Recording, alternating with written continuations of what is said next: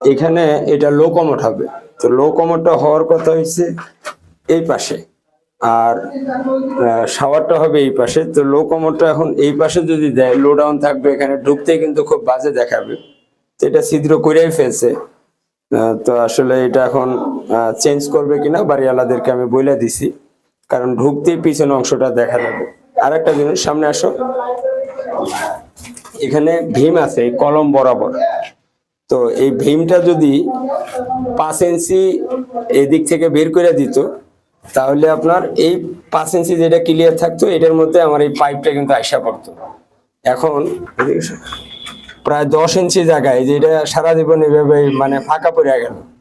এটা আসলে যিনি প্ল্যান করছে সে যদি একটু বুদ্ধি করে করতো, কারণ বাইরে 1 ফুটও জায়গা নেই।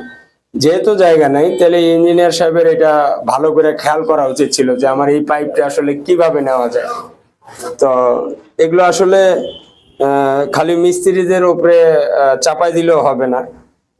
ইঞ্জিনিয়ারই, যেহেতু বিল্ডিংটা ডিজাইন করছে ইঞ্জিনিয়ার, তো ইঞ্জিনিয়ারই কিন্তু জায়গা বের করতে করে দিতে হবে, বাকিটা কাজ করবে মিস্ত্রিরা। হ্যাঁ, এখন সেই যদি এইভাবে জায়গা না রাখে, এই যে 10-12 ইঞ্চি একবারে টোটালি ব্লক, তো আসলে এগুলা খুব খেয়াল করার বিষয়। আপনার কাজ করতে হলে ভালো